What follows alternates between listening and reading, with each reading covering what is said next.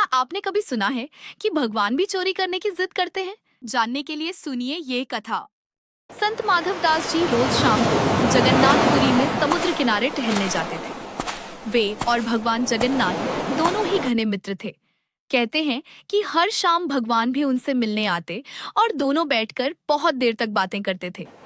एक दिन भगवान जगन्नाथ आए तो माधव दास जी ने देखा कि वे कुछ उदास हैं। उन्होंने पूछा,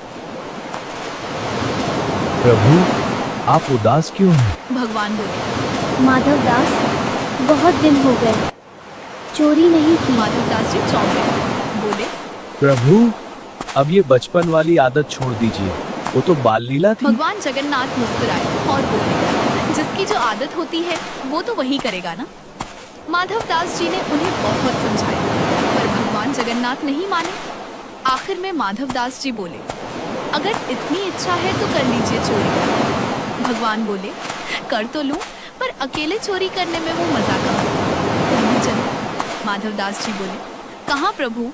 भगवान बोले, चोरी करने। माधव दास जी घबरा गए। बोले, प्रभु, हमें चोरी करना नहीं आता, हमने तो सारी जिंदगी बस भजन किया है। भगवान हंसकर बोले, बस मन बना लो, चोरी करना हम सिखा देंगे। आखिरकार माधव दास जी मान गए। उन्होंने पूछा, लेकिन प्रभु, ये तो बताइए, चोरी कहाँ करनी है? भगवान बोले, जगन्नाथपुरी के राजा के बगीचे में। वहाँ बहुत सुंदर फल लगे हैं, पर वो हमें भेजते नहीं। माधव दास जी बोले, प्रभु, चोरी क्यों? राजा तो हमारे शिष्य हैं, कल जाकर उनसे मांग लेंगे।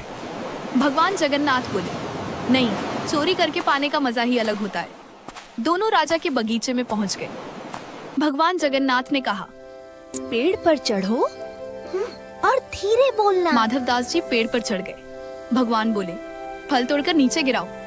माधव दास जी जोर से बोले, प्रभु, ये वाला तोड़ूं या वो वाला? माधव दास जी की आवाज सुनते ही माली जाग गया और डंडा लेकर दौड़ा।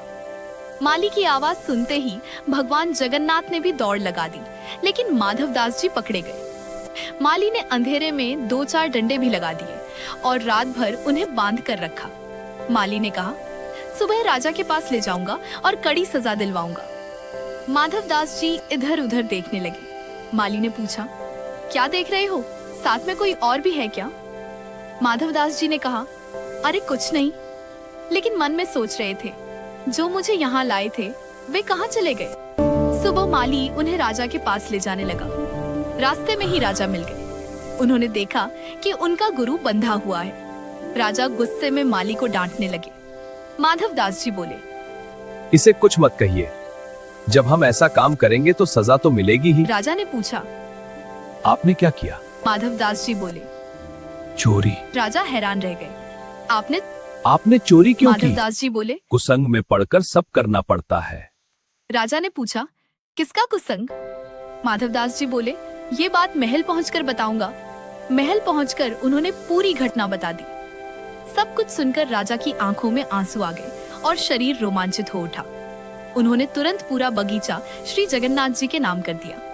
शाम को फिर माधव दास जी समुद्र किनारे पहुंचे।